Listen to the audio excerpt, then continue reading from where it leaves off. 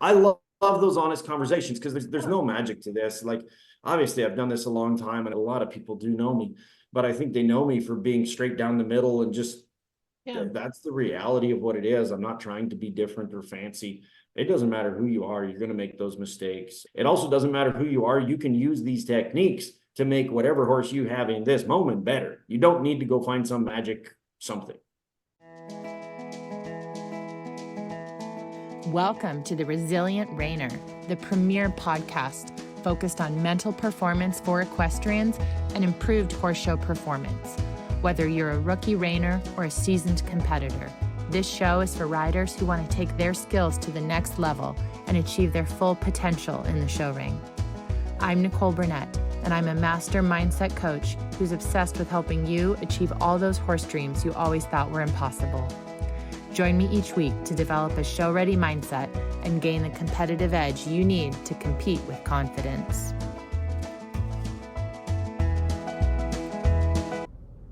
Hello there, wonderful friends, and welcome back to the Resilient Reiner podcast. I'm your host, Nicole Burnett, and I just finished recording this incredible episode with reining trainer Jim Greendyk, and I'm so excited for you guys to listen to this. Jim is such a pleasure to, speak with, and he was so generous in sharing his time and wisdom. And we get into all sorts of things on this podcast. We're getting into just how simple riding and training can be, the importance of the basics, and how you can make training easier for yourself, no matter your discipline. This is not just for reiners. Make it simple for yourself. And he really shares the importance of mentorship, and that so many wonderful people have mentored him and continue to support and mentor him through this journey. And I am so excited for both non-pros and professionals to listen to this episode, because it's so important to have that reminder that we're a community and you don't have to do it alone, and you shouldn't do it alone. And that reminder that pros are just like us. They're not doing something super secret. They're just doing the basics. They're doing the same thing. He gets into what does his day look like? What sort of mindset shifts does he make to take the pressure off in the show pen? How have his mentors helped him? What sort of horse, if he could ride any reining horse in history, what would he like to ride? And some of the mental things that he does when he's training these young horses, training 2-year-olds, training 3-year-olds, in order to not burn them out and to make a good horse that lasts a long time. And also the benefits of the mental side, the mental, the emotional, and how that impacts his riding and how that impacts his training. And there's so much that's going to apply across disciplines, across skill levels. And I am so excited to share this with you. And I'm so grateful to Jim for coming on the podcast and sharing this with everybody. And before I brought Jim onto the podcast, I had a little Q&A box for you guys to ask questions on social media. So if you ever want to be a part of the questions that I ask, just follow on social media at Resilient Reiner, at Nicole Burnett Mental Coach, and look for those question boxes. If you don't already know who Jim is, Jim Greendyk has earned his reputation as one of Western Canada's most successful riders, trainers, and coaches of reining horses, with a proven record of successfully competing in both Canada and the U.S. Jim is always ready to learn from others. He has and continues to ride with some of the industry's best trainers in order to further his knowledge. Jim expects a very high standard of performance from himself and his horses, and didn't end up at this level of excellence by accident. Since his start in the Porcupine Hills of southern Alberta, he has taken everything that anyone has ever taught him and elevated it to the next level to move himself and his horses up through the industry quickly. And he has what it takes to help horses and people. So excited for this. Let us know how much you love it. Without further ado, let's get to it. How's Hi. it going? Going good. How are you? Good. Cool, cool. Well, it's good to chat with you. I mean, it's kind of fun. I love doing this kind of thing, and it's really fun. I appreciate you having me on. No, thank you for coming on. One of the things that I love about doing this is I love like bringing people on, and one of my goals is I want to bring people from across the Western world together because Sure. it's so easy to get really siloed in your Yep. local Oh yeah. neighborhood with whatever 3 to 5 trainers are within driving distance, and you forget that there's a whole big world that you can be showing on the reining circuit, and you're forgetting that there's an AQHA circuit on the other weekends you're not even there. And so Yeah. it's really cool. I like being able to just connect people, and there's so much to learn from each other.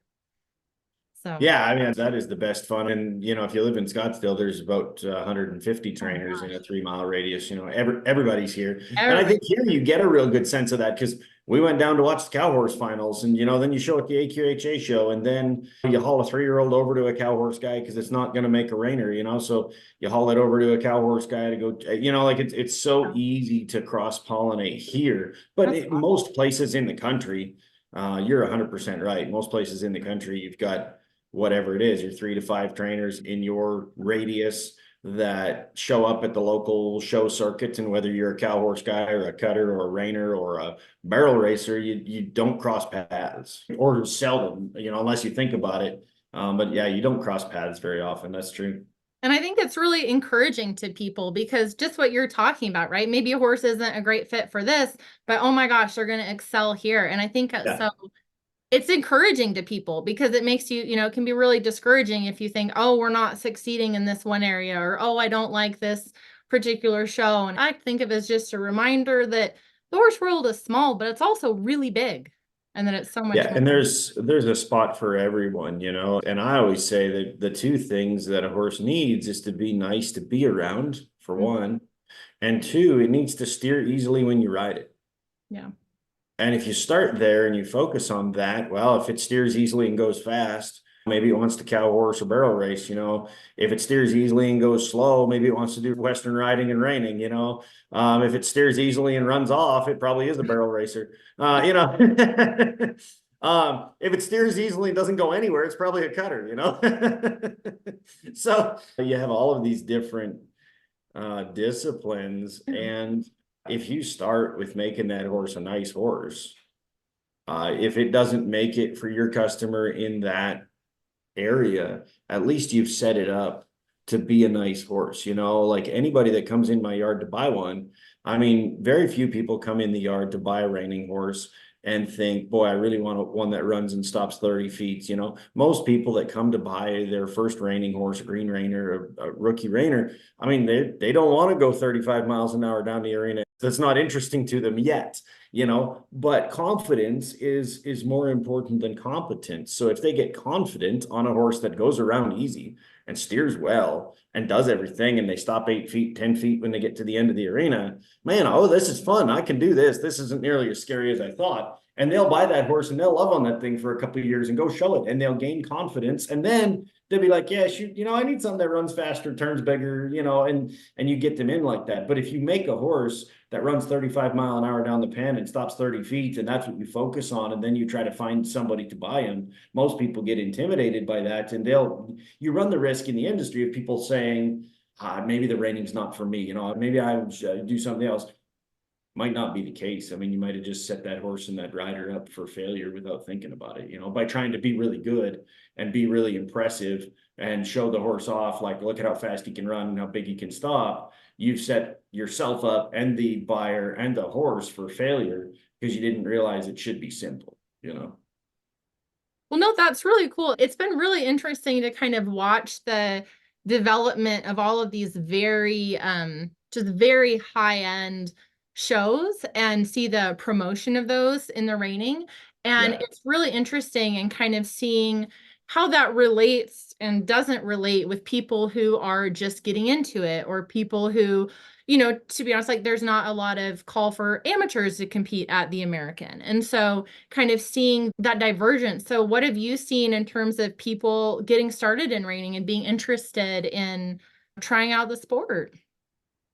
I think I've seen that for a long time, and my business in Canada and my business now here in Scottsdale has always seemed to go toward those people who are super interested in the sport, Yeah. but understandably intimidated to phone one of those names that's at the American and see if they can get into reining.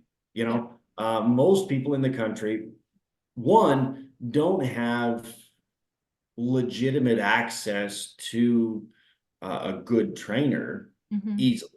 You know, you're I'm driving 3-4 hours to my horse trainer. Well, that's totally fine if you're comfortable and you're confident and you're going there and you're having lessons and you're learning and you're progressing. You know, I have people that drive 5 hours to come have lessons here, or come from across the country and fly in for a couple days because they have a good horse. They know the sport. They know if they come and ride for 3-4 days in a row, we're going to be good. Like this is not as intimidating. If you're in a small town and you like the sport and you've watched it on TV, one, you think that that's the way it needs to be for you to do it. You know, it's really easy to watch it and think, whoa, I can't run that fast and stop that big. And two, it's very, very easy to look around and think, where do I start? Yeah. And so I think that those big shows and the big money and all of that TV promotion is amazing. I truly think it's good because you have to have a benchmark for people to look at and become inspired from. Like I don't think it's a bad thing. I think you have to have that. You have to have somewhere where you're like, I could never achieve that, but boy, it's going to be fun to do it and see if I can. Like that's what motivates me, is like, let's put an image there in front of me and say, this is almost impossible to do at a high level. Oh, watch me, let's do it. Yeah. And so that's really inspiring, but you still need to know how to take the first step. So that's really where Reining Masterclass came in. Like my online program, it starts with saddles, cinches, boots, bits, bridles, all of that stuff. And then it starts with looking at that horse when it walks in the barn, listening to those footfalls when you bring it into the cross ties, talking about, you know, scratches, bumps, scrapes, fungus, things that happen in horse training that, you know, can be frustrating. And then it takes you through all of those exercises where I kind of reverse engineered the big time reining and said, okay, Casey Deary's not out there ripping and pulling on that horse hard as he can. He has a program that allows Downright Amazing to steer around like that. Downright Amazing is a special animal to start with, and that's a freak of nature.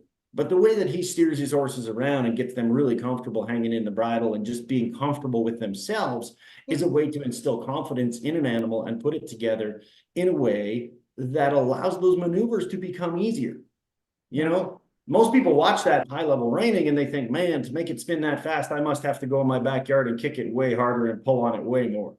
Yeah. And that's not necessarily the case, you know? And so that whole program and my whole drive, what I see is so many people interested in the sport because they're watching these online programs and going, whoa, from Yellowstone to, you know, the American and the American Performance Horseman with everybody there. That inspires people, but then you have to give them somewhere where they can land when they go home. Who do I phone? Who do I talk to? Where do I get started? So that's, interestingly enough, I think that is what's lacking in the industry. We're promoting like this can be this cool and it's exciting and there's a ton of money, and shoot, that's what drives me and motivates me. That's what I love about the sport, is that I'm certainly not at the top, so I have something to chase. But the ability with my social media presence and ReiningMasterclass.com and the power clinics that we do here at my place, they're bring whatever horse you have to the sports and then learn these exercises, which inadvertently are going to make your current horse better. Like reining is just a steering competition. So, you know, if you teach your local horse, the horse that you got in your backyard, if you teach it to steer better, you'd be like, shoot, that's a way better horse to ride. I'm having fun with this thing now. You know, like it's cool. So your horse gets better. And then at some point, people come to me and go, okay, this has been really fun. The power clinic was amazing. I'm pretty sure that the horse that I have right now is not talented enough to do it at that level, but I really have this spark because I've seen how we changed my horse through your program, or changed my horse through your power clinic here in 4 days at you know, in your yard. And so then they say, okay, I kind of need to go find a horse. Like I got to go find one that can do this. And then I coach everybody to go and buy some 7, 8, 9, 10-year-old gelding, mare, whatever it is. Most of the time in my power clinics, that's the best thing being here in Scottsdale, is on Thursday afternoon, Thursday evening, we have a big party. Friday, we have wrap up. We ride in the morning, and by Friday lunchtime, we're finished. And then several of them already here that we had over the course of the last 9 months. I phoned Steve at about 10 o'clock on Friday morning and said, hey, I've got 2 ladies here in my clinic that are really interested in how they could horse up, because they certainly need more horse and they want to chase this. What do you have that's in this budget that would fit this kind of an idea? And we wrap up at noon, and by 1 o'clock, we're at Steve's place to try out 2 or 3 green reiners at his place that have some earnings and know the job and are going to help someone get into the sport. That's awesome. And I think that's so awesome that you're doing that, because I see that too, where there's a need to support, that the base, let's call it, of people who are like, I want more. I'm ready for more. Yeah. What do I do? Yeah. What are my next steps? Yeah. And that's exactly what I do. Is like, okay, and I coach people all over the world, through the Zoom lessons and the Google Drive videos and all that stuff that we do. And that, it really does always boil down to, I was super excited about this. It looked super fun. And then either I got frustrated and got backed into a corner trying to do this with my horse and got really, really frustrated, or I just don't know where to start. And you're so approachable. You're cool. It seems like I can just phone you. And then, you know what, like, if you're part of that person's journey, I mean, you don't own those people. If they go through your program and they get into the reining and then they move on and go to another trainer, or they buy a different horse from somebody else and they ride somewhere else, you got them in the sport. And I really believe if you look after the people in the industry will look after you. Yeah. I'm just thinking of a rising tide lifts all boats, Yeah. Yeah. And that's why you can't kick the 100X stuff. I mean, sure, whatever, back people like or dislike people, whatever. There's always people stuff. But you can't knock the idea of building up and going and making this more prestigious and bigger. Anybody that's going to argue like, it's this and this and that and that, the money's changed. There's an awful lot of money in Grand Prix jumping. Like millions and millions of dollars. It's on TV. It's famous everywhere. That hasn't killed the sport. That sport is very, very popular. Everyone knows about it. People spend $250,000 easily for a beginner jumping horse. And that has not killed the sport. It's a worldwide, well-respected sport because it's so big, because there's so much money, because it's so well recognized. And I don't think reining is going to go that far. I don't know that it can go that far. I don't think there's a need for it globally yet, but I think that going that direction is not bad. Yeah. That's really cool. When you're getting people started, how do you like to start people? Any sort of favorite techniques? People come and they're like, it seems so hard. And I really resonate with that perspective of it gets to be easy. Like I tell my little kids and they're like, I want to do something more fancier. And I'm like, do you see me ride? We're all doing the same thing. We're walk, jog, lope, like stop, turn, like you just get better at it, And so what do you do to help people be like, it gets to be easy? I always tell them that the guys that are doing it the best are doing the basics the best. Like Casey Derry's not doing anything different. Luca Fapani's not doing anything different. Andrea's not doing anything different. Do they have better horsepower than most of us? Yeah, they've got the most talented horses that are available in the world today. Sure.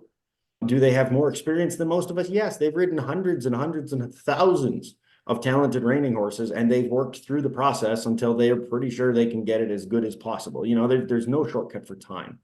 But I tell people, first off, and this is the speech I always give at my clinics, reining is just a steering competition.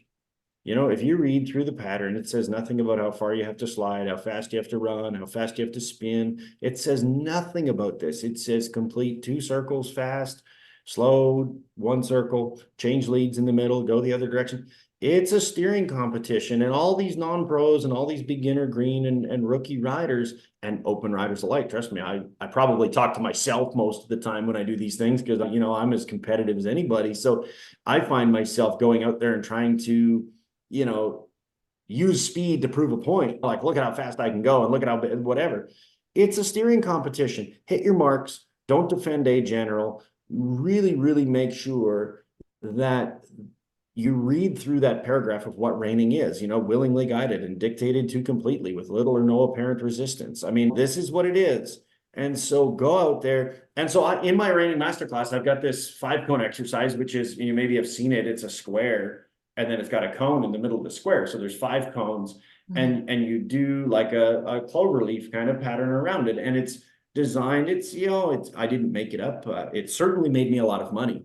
I take it to all my clinics. I do it everywhere, all the time. And this is the thing on the ground, boots on the ground, that makes such a big difference, is once you show people who have never gone one-handed in their life how to pick their hands up and steer with both hands and draw the shoulders and let go. And so now every time you come through the middle and you lope around this cone and you come back through the middle, and you lope around that cone and you come back through the middle. And every time at those cones, you're drawing those shoulders and you lift that horse off that outside rein. And then when you release him, because the pattern is designed in such a way that you can't get in a fight with this horse, whether he turns bad, good, ugly, it doesn't make any difference. You let him go through the middle, you pick him up and steer him again. And that repetitive, just steering both hands across, some horses take longer than others.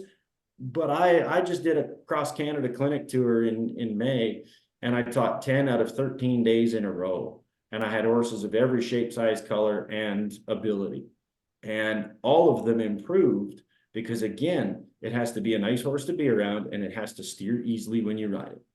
And so many of those people go from being intimidated by what they see in reining, and then when you show them, they've never ridden one-handed in their lives, and after 15 minutes of steering two-handed correctly, drawing both reins, drawing the shoulders around to follow your hands, you show them, okay, you went from this wide, now you bring your hands closer together, now you go to one hand and just do the same thing. And in 2 hours in a clinic session, every single person, if that horse is, at least respectable enough to ride around, can lope circles, steer one-handed, neck rein. There's no magic to it. I mean, there's time, there's no shortcut for time, there's no shortcut for repetitive, exercises. But when you steer the same direction, whether you're a pro, whether you're on a 10 or 12-year-old finished reiner, whether you brought a 2-year-old to the clinic and it's hard to get around the arena, it makes no difference, because when you steer repetitively the same way, your muscle memory improves. You can make just adjustments so that when you steer around the corner, that horse goes, oh yeah, you know what? I feel like every time our hands go here, that means we go there. And because you can't fight with the horse, because you can only steer it around the corner and then come back through the middle, they don't start to steer better because you jerked them around. They start to steer better because you just inadvertently gave them this release just over here, like about 22.5 degrees or 45 degrees over here. There's a release point. So when you start to pick up your hands, they start to go to that spot where you've always put your hands down. Yep. And in 15 minutes, I'd take somebody a neck rein around that pattern, walk, trot, lope, doesn't matter what speed you go. And then you see the light bulb come on and they're like, whoa, this is not as hard as I thought it was going to be. And I'm all of a sudden on track to have one of those horses that steers around and lope circles one-handed. Like, I couldn't do this. And I've ridden for 5 years with this horse, and you spent 40 minutes with me, and now he's going one-handed loping around, and everybody that's sitting here at the clinic to audit it is cheering for me. Yep. It's really, that's what people want to do. It makes me think too that I remember when I got my first, fancy pants reiner, and like I'd been riding young horses for a long time, and I can tell you, all I got lesson after lesson was do less, trust your horse, they can do their job. And it was like, it gets to be easy, just like 1 inch, do less. And it's so funny, like it's so mental that you want to manhandle it through. And so I'm wondering, like, what was there anything for you? Because it feels like it's a light bulb that has to go off where you're like, do less. I want to do more. Just sit on my hands, just do less. I think that's the pendulum. I'm not sure. Hey, I've done this for 22 years now. I'm not sure the light bulb's gone off for me yet, It's a dimmer switch. We're just it along. Yeah, like I'd like to think that the light's coming on a little better every year, I don't know. I would say to anybody that I feel the same thing, and I come to the same place over and over. I was just at NRBC in April showing a 4-year-old, and I had some struggles with his turn, early on, schooling him before the open go. And I phoned Tracy Brumley, Brumley Management Group that owns Cactus Classic and High Roller or whatever. And I mean, he's a super good coach on the ground, great guy. He's around the corner here. And he was at the show, and I said, hey, like, do you have time this afternoon? If I saddle that horse up, just watch me turn that thing. Like, we got to figure something out because it's not going right now. It's going the other direction. It's getting worse. The more I'm trying to fix it, the more it's going over there in the bushes, you know? And he said, just square your hands up. And he says, don't use your hand and leg together. He says, use your hands to get him straight and get his chin down. Use your leg to motivate him when he wants to quit on you. He said, don't keep your leg on him. He said, just, that's all you do. When he quits moving, he says, you bump on him, make him move his shoulders. When he wants to elevate his neck and put his chin up, you draw on him and get his chin. And he said, you can't do them at the same time. He says, you got to do one and then the other. And he said, when he's turning good, just sit on him, pet on him, leave him. Well, man, we spent 15 minutes messing around with that. That horse never turned better in his life. It's like, you know, so what I would say is that those light bulb moments, I think they always come on, and I don't think you ever achieve perfection, obviously. So, you know, the light bulb keeps coming on, and I keep reminding myself to do less. So, funny anecdote, Canadian people still follow me a lot, you know, having just moved from Canada, and now I'm famous in Canada now because I'm not there anymore. But one of my customers from up there is a breeder, and we were talking the other day, and she says, you know, like, I gotta ask, because like since you've moved to Scottsdale, like you have some really nice horses and they look really good, but you look like you spend a lot of time sitting on the porch or swimming in the pool. So talk to me, like, how is this? Yeah. And I said, it was really funny because it's like you move to Scottsdale and it's like, oh, it's gonna be so hard and you gotta, you know, like whatever. And then you realize, like, one, the horses are incredibly talented. It's just a pool of good horses. So it's just, they get it. They get it. You're not trying to force something. Two, I had to remind her that here in Scottsdale, you can ride 7 days a week, almost the whole year. You know, there's like 5 days in the year where it sort of rained in the morning. So you're like, well, I'll take the afternoon, you know, see what happens tomorrow. But you can ride every day. You know, there's a lot of people in Canada that struggle with the small indoor arena, and then they struggle with 40 below. And then you get to February, March, April, and you're like, man, I got a show in the middle of June and I got to ride this thing because he's had off the last 4 months, or he's been ridden very, very lightly just because that's all you can do. And so you're like, I said, these horses are clicking along all the time. I said, even the good horses that you're pushing to get to a horse show, or the 3-year-olds that you're developing this year, it's a long, hot summer here. Like you ride 20 minutes, 25 minutes, work on something, put that horse away. I said, otherwise, the end of the summer in the heat, you're going to kill him off. He doesn't want to go horse show in the fall if you've been riding him like that crazy all summer long, you know? And so it is interesting how moving here, I've watched Steve Ross, I've watched Marco Ricotta, I've watched any number of guys that have been around, hung around, and they're very intense and they're very driven and they certainly want the best. Yeah. But they don't always get the best just by riding harder, riding longer, pushing more. I've really, really noticed that. And I think, to answer your question the long way, that's probably the light bulb that's gone off for me. Like, hey, if that horse feels better today, tomorrow's another day. You can ride him every day, all the time. The weather's always good. It's always outside. It's always a big arena. There's time to make it good. Don't kill it off in a week. That really resonates so much with me because I feel like I've been having that same journey the last several years personally. Okay. Where, like, I grew up writing English and doing a lot of dressage, and it was very much like, yeah, like, and you would just ride for an hour and you just walk 10 minutes at the beginning, walk 10 minutes at the end, and have about, 30, 40 minutes of work in the middle. So that was just my standard in my brain of, you have to ride for an hour or it doesn't count. And then a couple years ago, I set a challenge for myself because I just came up with it. I was like, I'm gonna ride 300 days just for shits and grins. And so I did, and I didn't realize when I started how often that meant I would need to ride. And I was like, oh, and so that's every day. It is. I'm not even kidding. I was like, yeah, like, but that was literally like every day. And I set a goal and I was like, it's a ride if I get on for 15 minutes. And there were so many days where it was snowing, it was storming, it was nasty. And I would saddle up and ride for 15 minutes in the storm and then just come inside and shower off. But it really taught me so much about consistency and the importance of tiny rides. And then I've been riding, I had a horse that had some, lameness issues, and then I have had young horses. And so I've really been getting into how much can I get done in how short of a ride? Like, absolutely. And it's been transformative because it's really, especially as someone, I love to go slow.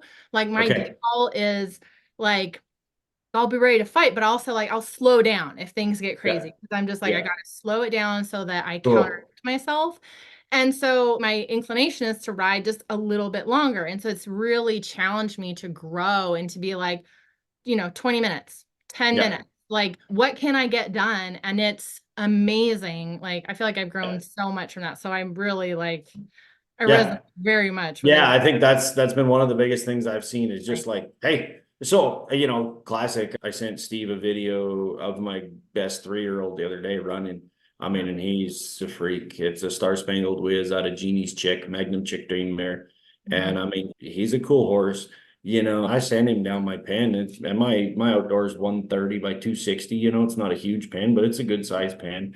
Yeah. And I mean, he just powered up and powered up and powered up and powered up. And when I pulled the trigger at the end, I mean, that thing stopped 30 feet and the dirt was 8 feet high on either side.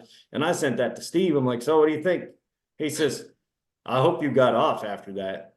And so that's really the mindset. Like, man, preserve that horse so he wants to do it at that speed when it matters. Think about that. I was just talking to my farrier this morning. He was in the barn doing some stuff, and we were just talking about going slow. I've got a really good gunner, done it again, 2-year-old this year, super fancy mare. And she's a big, thick, square thing. I mean, she's loping around one hand in the hackamore with her nose on the ground. Like, she's fancy, but she's still barefoot all forward. Like, we're into June of her 2-year-old year. She's never stopped. She's hardly turned around. And Beto is a super nice guy. And he said, yeah. He says, but every time these guys, they get him 3 weeks in the barn and right away sliders. And he says, yeah, it's really good now. And he says, then it's nice in October, looks really good. And he says, next year in February, it looks amazing. And then he says, you don't know what happens to him when he's 3. You don't see him. Yeah. And so, that same, like, these things are so talented. There's time to put the maneuvers on him and get him really crisp and doing that. But get that to be a nice horse to be around, and a horse that steers easily at every speed when you ride it. And man, even if it doesn't make a fancy reining horse next year, somebody will buy it and love on it and feed it for the rest of its life, because that's a broke horse. Yep. And Steve keeps saying that, Jim, don't worry about that colt, just get him broke. So what do you think of his turnaround? Don't worry about it, get him broke. No, it's so good to share, because I feel like with all the people I talk to, it's easy to feel like, like you're defective, or there's something wrong with you, or all these other people, their horses are better, they're going to do. And so it's just, I think it's so amazing and encouraging. And I'm so glad that you're sharing this so people can hear that, like, small gains over time, like little tiny bits. There's only so many stops in that horse. If you stop him, you don't know how many either, So if you use him all up in June of his 3-year-old year just for Instagram,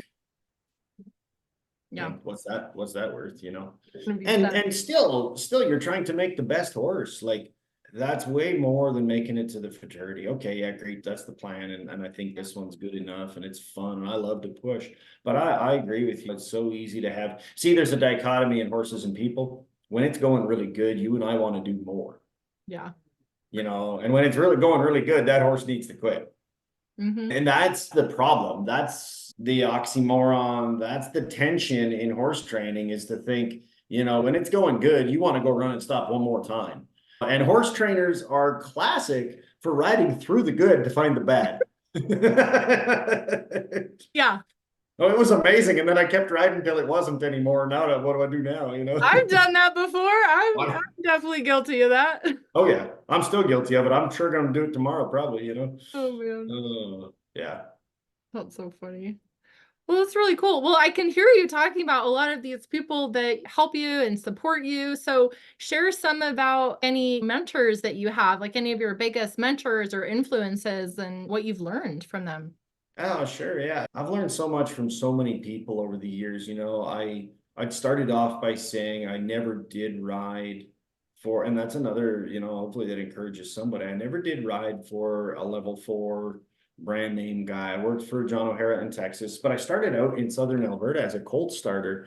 And I've ridden every shape, size, breed, color that you can think of.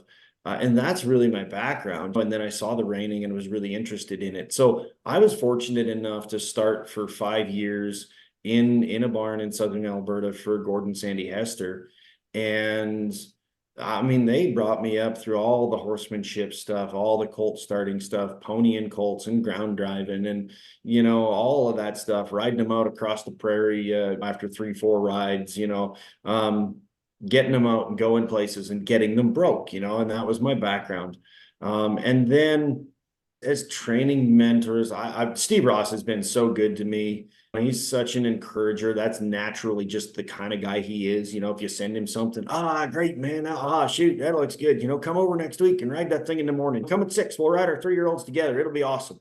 And then we both get there and we're just a little competitive. And you can see both of us just turn it a little faster, and see who's got more, it's so fun to, Marco Ricotta has been he's a really good dude. And, he probably wouldn't even think that he's helped me if he heard it out loud, but he's one of those guys that's super encouraging and just like, hey man, you're going to be fine. Like go and ride, back in Canada, I was next door a couple of years.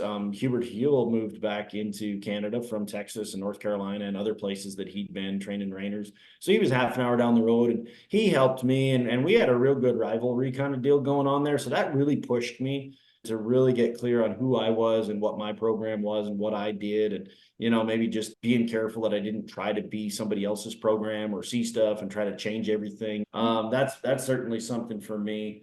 And then probably the biggest thing for me, the horse training thing has always been really something I understood or picked up quickly. But the mentorship and the business side, like I've had some really great older gentlemen in my life that have been board members on huge Fortune 500 companies, or they've just been through life and had multiple businesses and worked 3 jobs to get there and had a wife and kids. And, and I would say that those conversations about life, remember, Jim, everybody likes somebody who stays soft. Remember, you're out there training. You don't have to prove nothing to anybody. Like you make sure you ride the horse you got. You remember, you stay slow, you stay soft. Everybody likes a guy that looks like he's got his emotions under control. Like things like that, that it's not really a horse training tip, but it's deeper than that. It's like, get your life under control and your horses probably go around fine. Yeah. That's so true. It works for me. The better I've got myself managed, the better the rides are all day, every day. Yeah. And I would say I've had more, the actual horse training. I learned from everybody. I go sit until 3 o'clock in the morning at the NRHA fraternity and, watch guys school horses because it's super fun. I love to do that.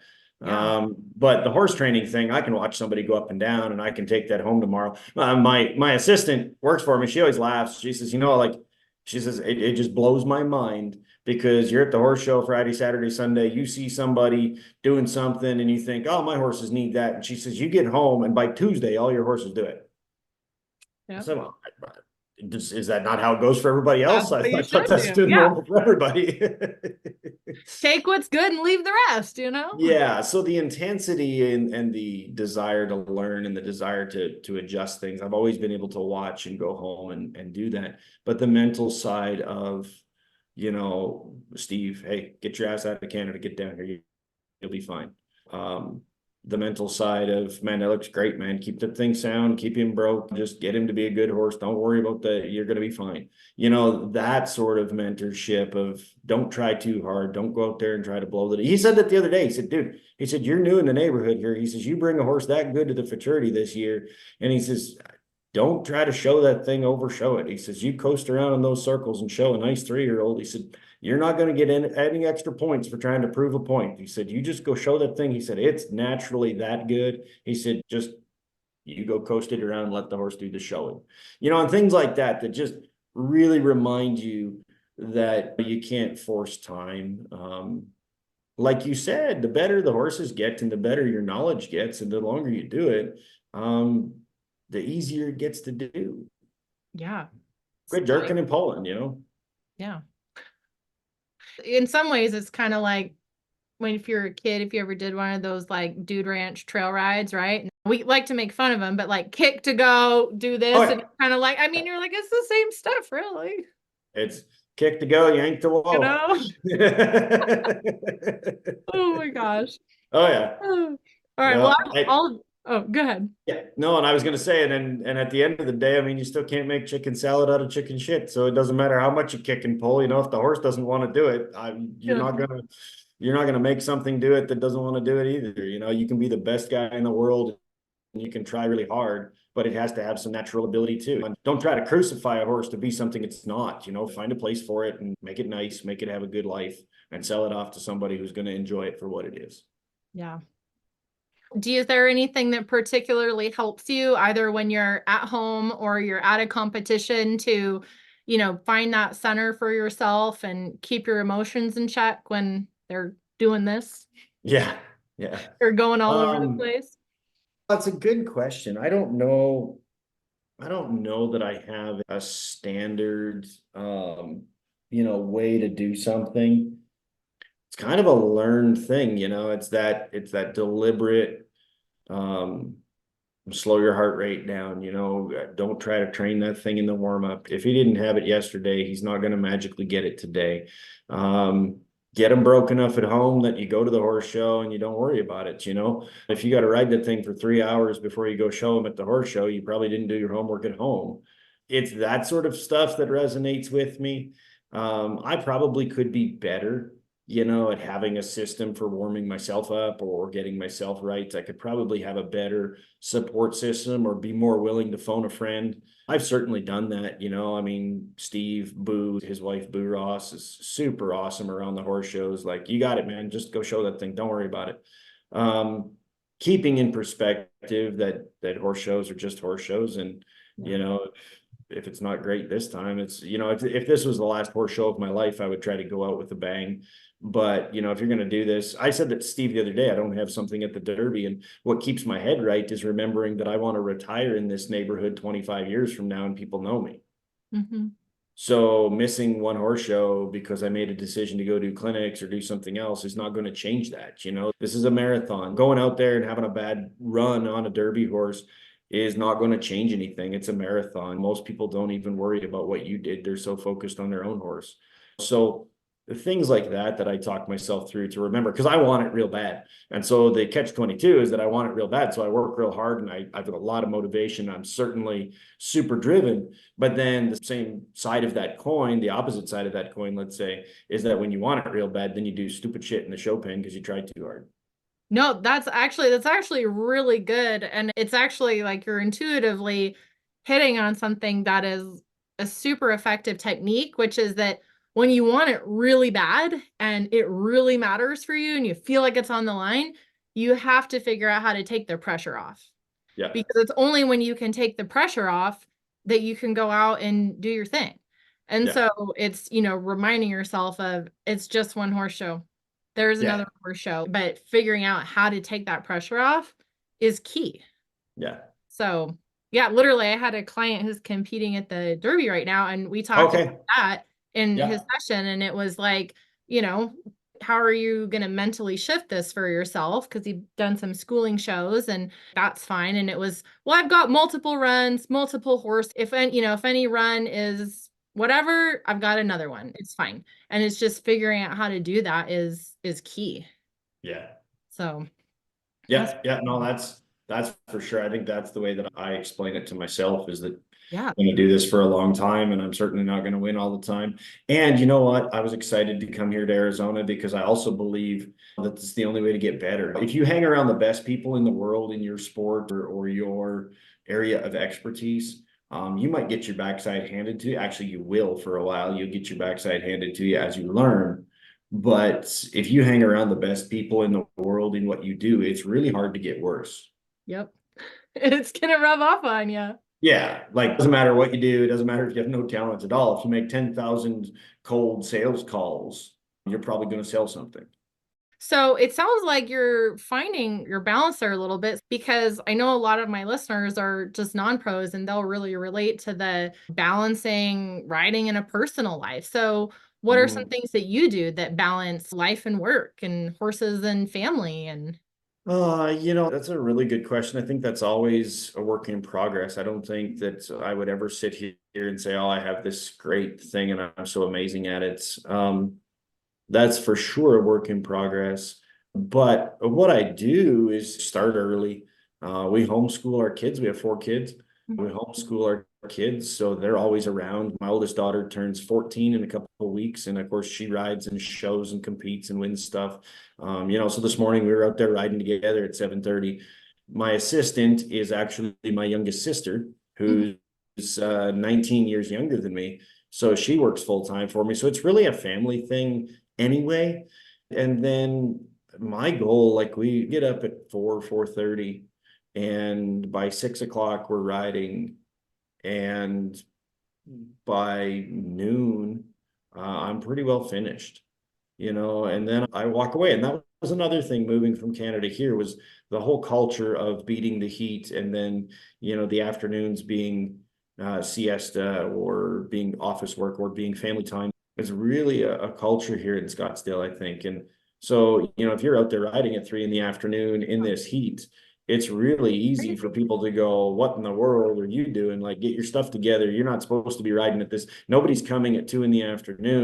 to have a lesson, like, it's really, no, you need to start earlier, get finished earlier. Because if you're out there riding and somebody drives by and sees you in that heat, it's actually frowned upon, so that's actually forced me, not that I disliked it. It's an but your amazing environment thing. is supporting that. Yeah. Which is really cool. Yeah. So I come in by noon, 11:30, noon, maybe 12:30, 1 o'clock. I come in, I have 3 girls and 1 boy. So my son is 7. And so I have a 7-year-old boy, so I know that. Yeah. So, we'll jump in the pool, we'll swim for an hour, and then I'll get out and dry off and go do other stuff. Or I get off, go to town and do errands after lunch.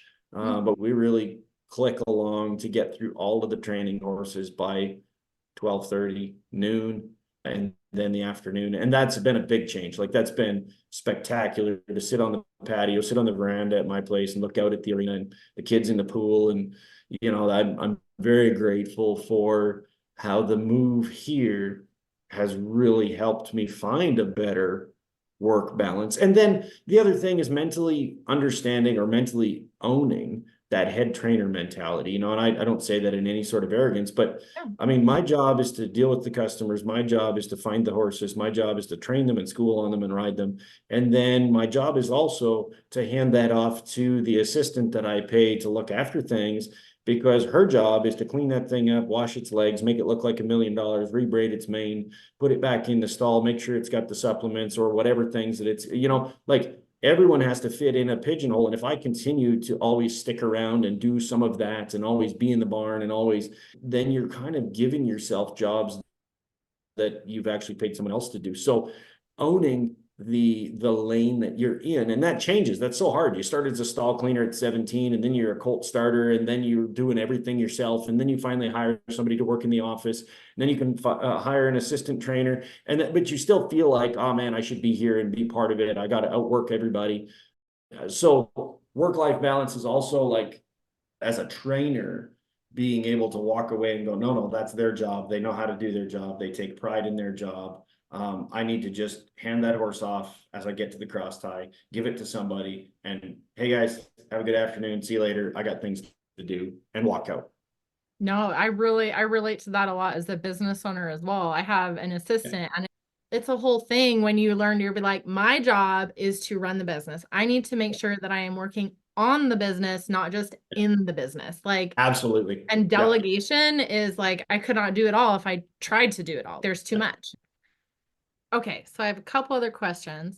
So one of the things that I see with people I work with all the time is just anxiety, or getting really nervous before a run, and really getting, way amped up, sometimes even to the point of like blacking out. And so what do you do for either yourself or anybody that rides with you to help with that show pen anxiety and to help them just stay focused? That's a really good question too. I probably put so much pressure on my people at home that when we get to the horse show, it's just a vacation. It's like, all right, cool, you're good. Go warm that thing up, go show them, see what happens. I'm a terrible babysitter. I really believe in developing those people and pushing on them and pushing on them and pushing on them at home. So when you get to the horse show, they're pretty comfortable. I teach a lot of those basics, a lot of that masterclass stuff, from ReiningMasterclass.com, all those cone exercises that are in that course. I teach that at home, because the cones, they tell on you, you can be sort of mediocre good, and you think you're running good circles. You think you slow down in the middle. You think you change leads straight the other way. And if we set up a whole cone framework for an NRHA pattern, and you start knocking over cones, or you start slowing down in the middle and steering in before you get to that cone, I mean, what are you doing? What are you doing? You're gonna go buy beer because you knocked all the cones over, like I put a lot of pressure. I think I'm very intense at home. And then at the horse show, you know what? It's a midterm on your progress. We're progressing, we're riding, we're learning, you're trying to figure out how to go show the horse. When you come out, we'll make a plan for the next one. I really take the pressure off the showing and the winning. I'd like the winning to be an organic byproduct of being good. Yep. And so I don't have too many customers that have that kind of anxiety. One, they don't last in my program. If they got that kind of if they want to black out and do that, get really like that. Well, I guess I've never had anybody really like that. I think, long before we get to that point, someone has said, you need to do something else, or maybe this isn't for you, or maybe you shouldn't spend this much money to be this anxious and to be this afraid and to be violently ill every time.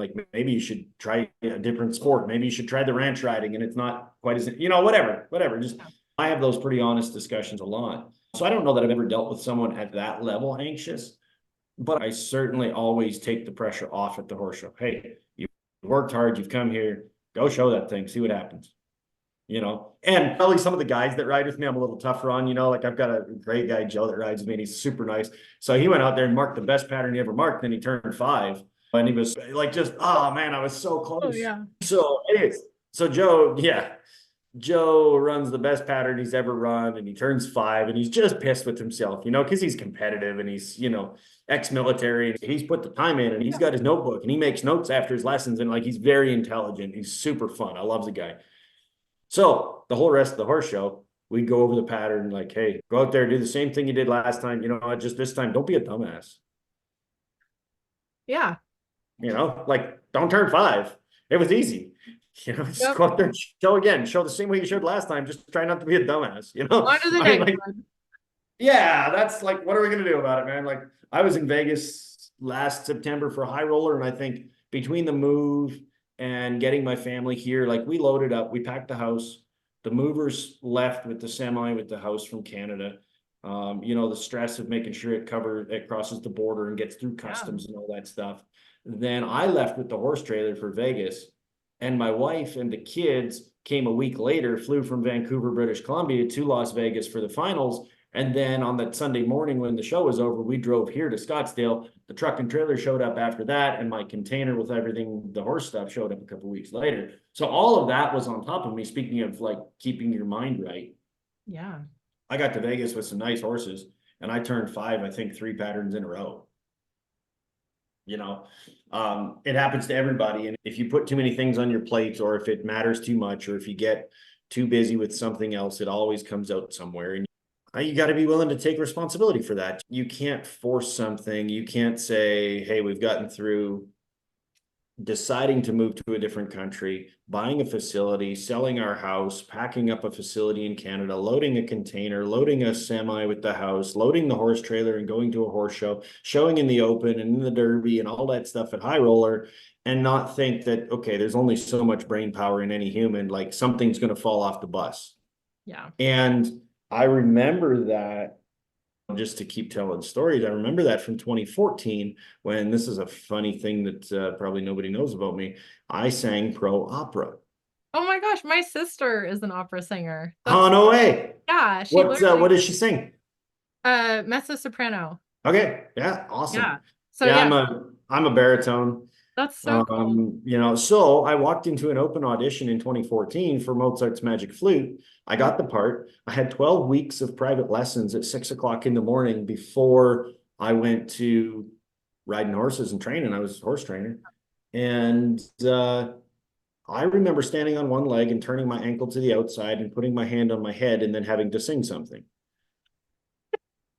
And I remember sometimes the words wouldn't come out. Sometimes the phrasing just wouldn't come out.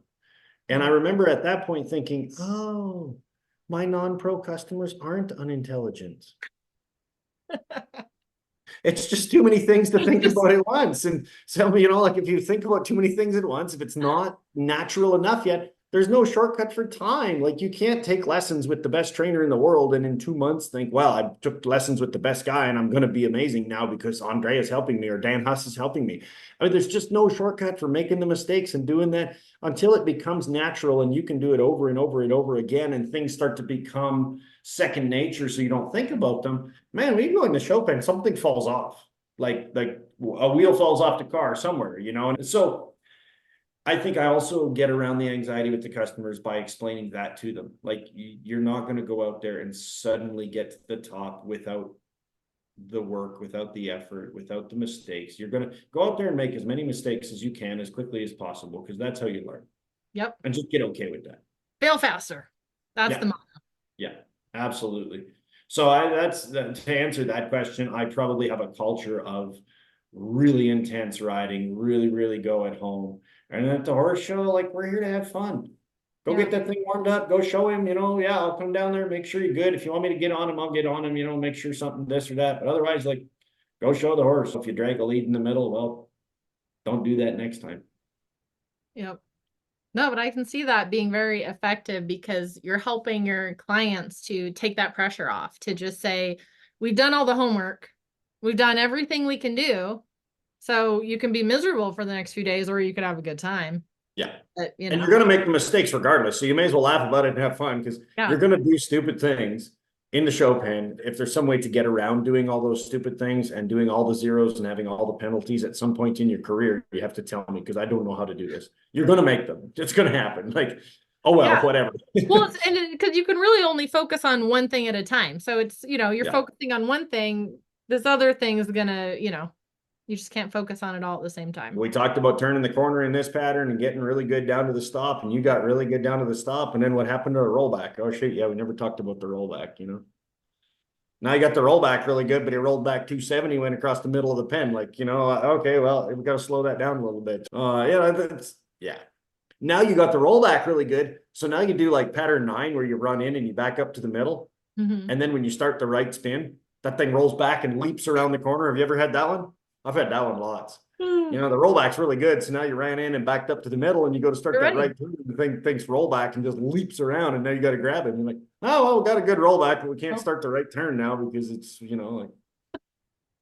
and I love those honest conversations because there's no magic to this. Like, obviously I've done this a long time and I've built that whole course and all of my social media presence. A lot of people do know me, but I think they know me for being straight down the middle and just, that's the reality of what it is. I'm not trying to be different or fancy. I don't really care about the social media fame at all. I don't care about it at all. For me, it's a platform to be like, hey, it doesn't matter who you are. You're going to make those mistakes. It also doesn't matter who you are. You can use these techniques to make whatever horse you have in this moment better. You don't need to go find some magic something. No, I feel exactly the same way. You're like, there's nothing magic. And you're like, there's nothing magic about me. There's nothing, but you're like, it does get to be easier if you want. There's some, there's some simple basic things and like have at it. It's fun. I certainly know what doesn't work because I've tried that. Okay. I can tell you what doesn't work for sure. That's good, because you got to figure that out too. Yeah. All right. So we wanted to ask, what horse would you ride if you could ride any horse? Oh, did you see that on one of my Instagram posts? Yeah. I've got to ask you that. Yeah. You know what? I answered it twice actually because one of my followers asked that, and then NRHA actually. I ended up talking to whoever runs the NRHA social media and we were talking back and forth about stuff. She says like, I'm kind of bummed because like, I came here to like answer your question or ask you a question. And like the question already got asked. And I said, well, ask it again. I'll answer it again. There's gotta be 2 horses I'd love to ride. Because, and it's interesting to this conversation of getting a horse really good and just steering it and making it broke until it wants to be a good reining horse. I'd love to ride Gunner before he was famous. I'd love to ride Gunner when he was like a 2-year-old, 3-year-old, and Clint Haverty first got him. And I would love to ride a horse like that at that point for the opportunity to feel like, okay, did this feel exceptionally special, or did this horse feel totally average until you had ridden him and put in the time, and then he started to develop and you start to go, whoa, this thing's kind of cool, you know, because I'm always fascinated about that. Do you get on these horses and then go, whoa, this thing's a freak? Or do you get on that horse and go, whoa, he's a freak, but then he peaks too early and he can't hold it together because he's so talented that he mentally can't maybe take it. And then you find something that, like, all through his 2-year-old, yeah, it's a nice horse. And like, you know, in April of his 3-year-old year, you know, it's starting to feel like, so Gunner would be the first one. And I would love to have Clint Haverty there talking about that, or yelling at me, riding that horse around. And then the other one's actually Trashadeus. Mm-hmm. And that's another horse that's just so physically talented and so strong. And I would love to ride that horse as a young horse before he was famous. With same deal. Those are the two horses I think I'd be really interested, not to ride them when they were famous and they'd won a lot, and to go run and stop and be like, you know, it's like, get on Downright Amazing and ride him. Yeah, okay, that would be sweet though. What a cool horse. Like, shit. I saw it, you know, for the Brandt and Priest auction. They're doing that whole auction with, you know, a lesson on Downright Amazing with Casey Deary, and then Veronica Slamova is doing the photo shoot. Like, I mean, that's a brilliant idea. It's spectacular. But you would ride Downright Amazing to be like, whoa, that's pretty sweet, and it feels downright amazing. I would be really interested to ride some of those, you know, legendary horses before they were that cool, to see if you could feel that special X factor in them, or if it was just a matter of somebody committing to that horse and riding him every day and training on him and letting him develop before they found, like, okay, this thing, he developed into a freak. Yeah, it's amazing, because I think that would be really, really cool. So as you develop all of any young horses that you're riding, you got to tell us what it's like going through that process, whether with the horses that you ride, like, do you just feel something from the beginning, or is it really just the byproduct of the process? I would say I don't have as much experience as the next guy, maybe, you know, I mean, I'd be the first one to say that. I've started over 2,000 colts in my life, and, you know, I've certainly ridden a lot of horses. My experience has been that it's a product of time. Mm-hmm. It's really put in the work, go ride the horse. Like Steve said, Jim, just get it broke. Don't think about it. Don't worry about it. Don't try to make it something. Don't try to find the special. Just get it broke. And if it gets broke easy, I mean, you know, Ken, the 3-year-old I've got this year, a star for the chicks, he feels pretty cool right now. I mean, he's a big liver chestnut, hangs in the bridle, never miss a stop, never miss a turn. I mean, everything's easy for him. He loves you know, and you know it's a good horse when they're standing in the cross tie after you ride him and you go to spray him off, and you can spray him straight in the face and he just blinks his eyes and stands there and licks his lips. You're like, that one is a good horse.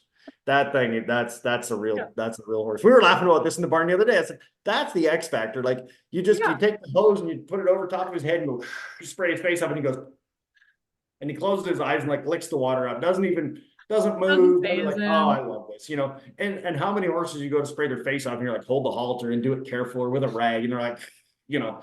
And he just takes it. You could spray him full force in the face, and he's like, oh yeah, I'm good. Don't worry about it.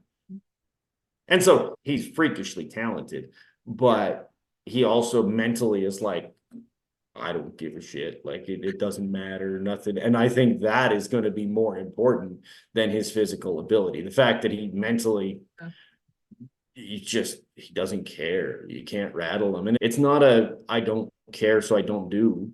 He's very cool. Like, he's very, very committed. He's very, very good in the maneuvers. He's pretty freaky, but none of the pressure really phases him. He doesn't care. So that's, interestingly enough, I tried that horse. Steve Ross turned me onto that horse, to speak about the process. Mm-hmm.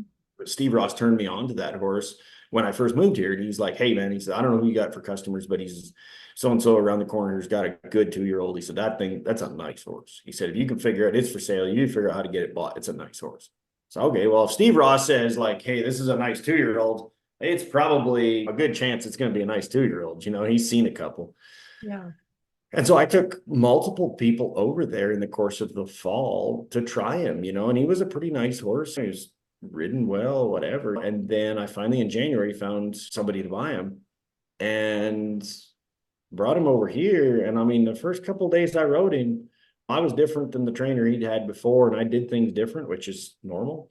But I mean, that thing chucked the snaffle, stuck his head straight in the air and run off across the arena. We, hit the sponsorship banners down at the end. I mean, I had a couple days, I'm like, whoa, maybe I made a bad choice here. Like this, we're not going to do nothing with this horse, And then he came around and he was really good.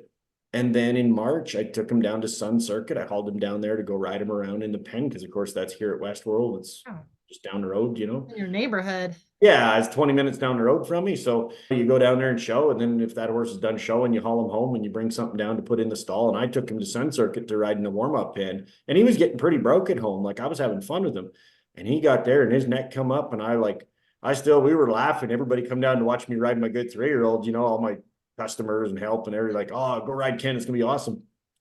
I walked him around in the warm-up for 45 minutes, like steering him left and right, because I knew if I put my leg on him, I was going to clear the place. Like he just went like, he aired up on me. And I'm like, that's a big, strong colt, and I have almost no control over this horse. Like, let's just go real slow until he gets his brain back. Like he just like did one of these like, whoa. And I was genuinely nervous. I thought, oh man, this thing's unbroke. Like I thought I had a pretty nice horse. Like he was tough. So then I made the commitment, and the owner, Braden's awesome, awesome dude, like super great guy. Whatever you need to do, just tell me what we need to do, make that horse good. And so then I hauled him to Cactus Classic, and I rode him around there at the end of March, and he was a little better for sure. And then I was in the outdoor in that Wendell. Have you been to Westworld? Have you been at the show? Okay.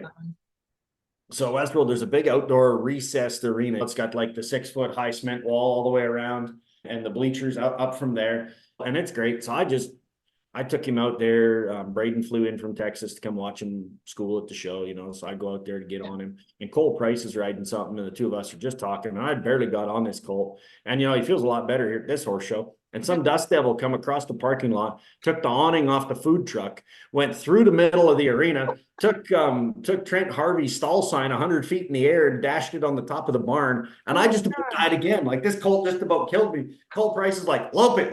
It'll be bad for the first couple strides and then you'll live. Like just lope that thing. Don't worry about it. Like he's like, don't stand there holding the horn. He says, just lope that thing. It'll be fine. I'm like, this is supposed to be a good horse. And like this thing just about every time I took it was like, woohoo, So by the time I'd loped him around in that big pen, he was changing leads, going one-handed. He settled right back in. But I've certainly had a few times along the way with that horse. And then I loaded him up and I hauled him all the way to Tulsa during NRBC, and I had him 2 weeks in Tulsa at NRBC. Mm-hmm. He's so broke. Like he went around the showgrounds there. He rode inside, outside, up and down. I mean, he could run and stop him 30 feet and he'll pedal his front end all the way to the wall with his neck on the ground. So yeah, I was committed to that horse because I liked him, but he didn't give me superstar vibes the first 2 or 3 months that I had him here in the barn. I knew he was good because I'd ridden him at the trainers, and I mean, she had him going her way, and he understood that, and it went really good. But I'd be the first one to admit those first couple of weeks that I, riding around and training on him at home, I got to figure this thing out. I got to get him to go, me and him, the same direction, because that's a lot of horse, and we're going to lose our connection, him and me, and I'm going to end up in the dirt, And he was never mean bad. He never put a foot wrong, but he was unsure of what I wanted. And then like, he was a lot of horse and he'd check out. And I thought, oh man, like we spent a lot of money to buy this nice horse, and Steve said he's a nice horse, and now I look like I can't ride, but yeah, I mean, now he's developing. I'm so excited about him. He's so broke. He's so kind. He's a good horse, and he's just whatever he does this year. Again, that's already setting the stage for that between me and the customer. Whatever he does this year, he does this year. Next year, the guy thinks he wants to show him some as a 4-year-old himself or start learning, or maybe I show him as a 4-year-old next year and he starts to get into it with an older horse. But whatever he does this year, he does this year. And I got to already start to set myself up mentally for that. So it's not like, oh, I've got a good one this year and I'm going to get him to the futurity and I'm going to show up there and people are going to be like, oh man, where did that guy come from? That thing's a freak. Everybody else in this neighborhood has a freak in their barn too. Like, don't worry about it. You're not special. Yeah. And I feel like that story is amazing too, because it's such a great reminder that what you've been talking about, that there is no shortcut for time, and that we can all think that we're special, or instead of being like, no, training a horse is a process, right? Training the horse, training the rider, that, you start getting them trained, but you get them and it's different than when you tried them. And then you get them home and then you start trying to haul together and you're kind of questioning everything. And that it's all so normal and it's all just part of the process, and just keep working at it. Just keep going. Yeah. Yeah. That's just keep going. If that horse keeps progressing, you keep riding him, you know, and if he takes a few steps back, don't quit on him. Just go back to what you were comfortable with and go back at it. You know, if you take steps back routinely every 6 weeks, then maybe phone the vet or go digging deeper. Like, how do we get to this point every time? Or maybe you got to, you know what I found over my career? I'm way faster to phone a friend now. I used to try to fix it myself. And then the longer I've done it, the sooner I'm like, oh, it's broken. Can I bring it over for you to watch? Cause like, it's broken. I don't know. Like, I don't know what happened to this thing, but, you know, and so I'm way quicker, because that's what I would say too, moving to this neighborhood and being around such a high caliber of level 2, 3, 4 riders all day, every day. Everybody in this neighborhood's good. Everybody's supportive.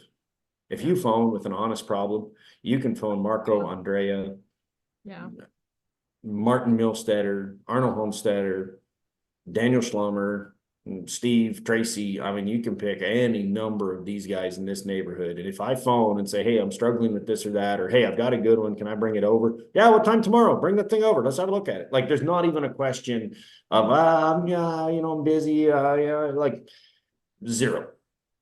If you need help with it, sure, bring the thing over. Let's see what you got. Like, yeah, what time you want to come tomorrow? Like, that's what I would say, is that you're never looked down on and you're never criticized by someone who's ahead of you.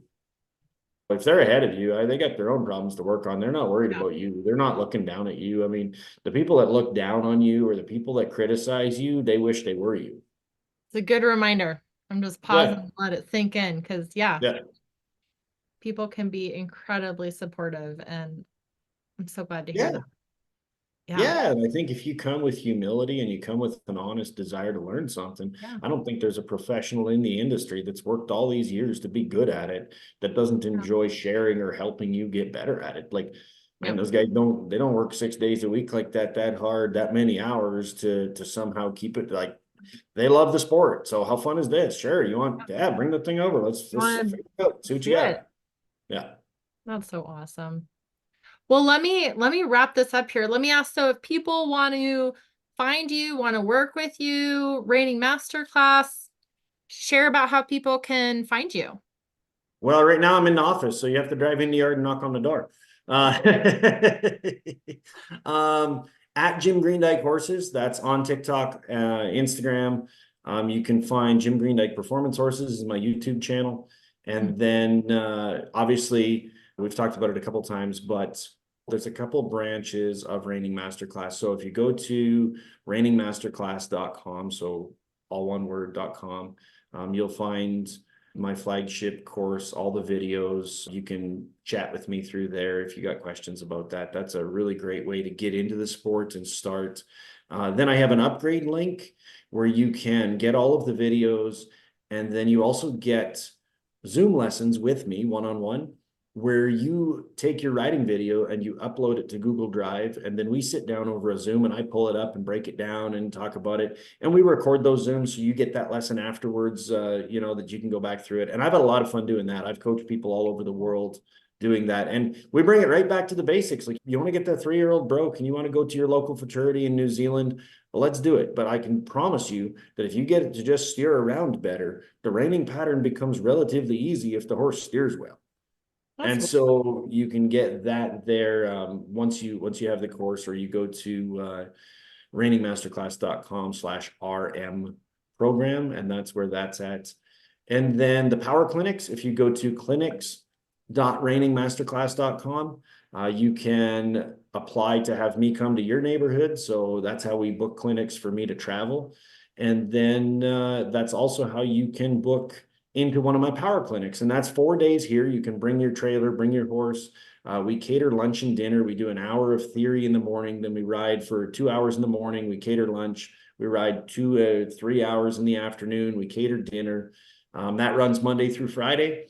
And so it's like a week long here. Thursday night's a party. We do a full beef tenderloin or prime rib steaks over the open fire. And we have live music and all kinds of fun stuff. So it's a real fun experience.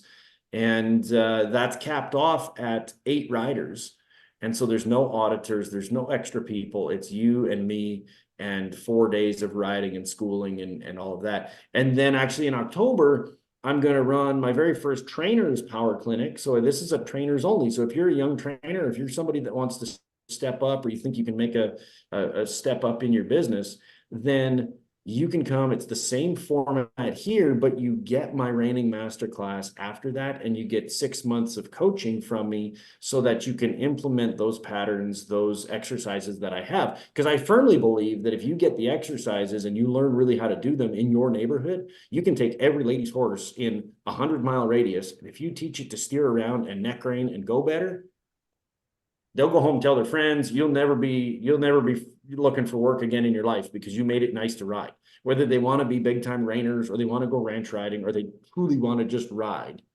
When you make that thing steer better and it's soft and it's round and it steers around one-handed, and you do that in a couple months for those people, you can take my program and you can build in your local town where you probably don't have a big, reiner pool to draw from. Most small towns don't have 300 reiner to draw from. They're like, well, I got 2 barrel horses. I got one that can kind of be a reiner. I got the lady's horse from down the road. I'm helping her get it. And that's normal. That's not because you're a bad trainer. That's just the market in most places. That's the normal market. So just be okay with that and learn how to set yourself up for success so that everyone gets a good service. And if you provide a good service. So that's going to be a trainers only deal, October. And again, those dates are at clinics.reiningmasterclass.com, and you can get a hold of me there. And then it's just closed to trainers. You can bring a customer horse if they'll allow you to bring a customer horse. You bring whatever you want.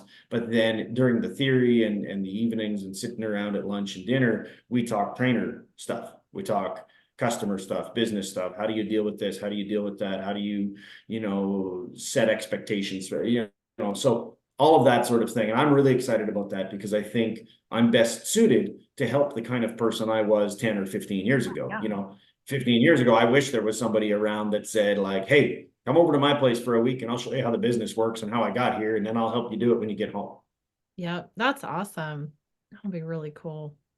So I appreciate you having me on. It's super fun. I'm really grateful for what the course has become, what this career has become for me, what the lifestyle has become for our family. I mean, God's been really good to me, and I get the opportunity to do this for a living. And now it sometimes still doesn't dawn on me that I live here in Scottsdale and I own this place. And you're just like, really me? Like, yeah, weird, So I appreciate you having me on. It's been a lot of fun, and hopefully your viewers get something out of it. Hopefully they get some encouragement to put your head down, go look for help, keep riding. Don't worry about it. Put the horse away, ride it again tomorrow. It's probably not as big a deal as you think it is.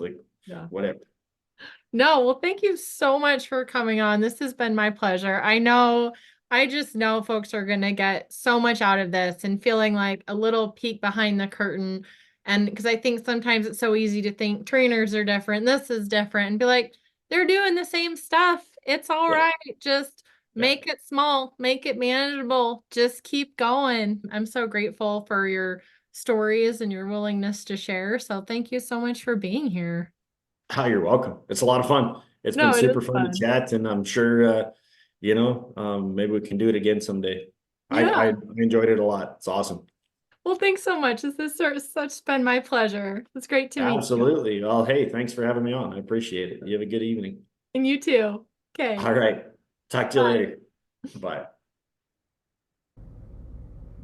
Okay, so if you're loving this conversation and you are relating so much to everybody is struggling with the same things, when we're working with our horses, it's all the same stuff, no matter your level, and you're ready to figure out how to rewire your brain, if you're ready to figure out how do I see myself differently, how do I start to manage my emotions, how do I get my mental health in order, how do I learn how to be able to chill out, whether you're at home or at a show, how do I learn to do these things, and what are the mental skills that I need to get there?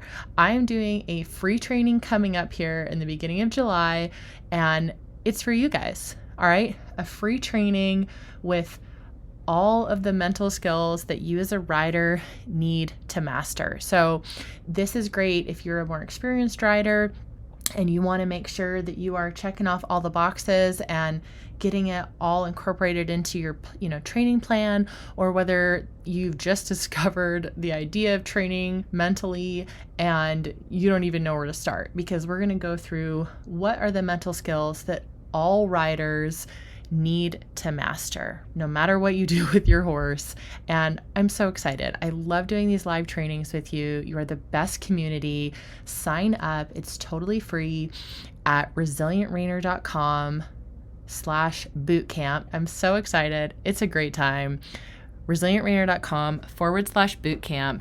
And it matters. Let's get you the missing part of your training plan, right? The mental side that you need and your horse wishes you would get. I'll see you there.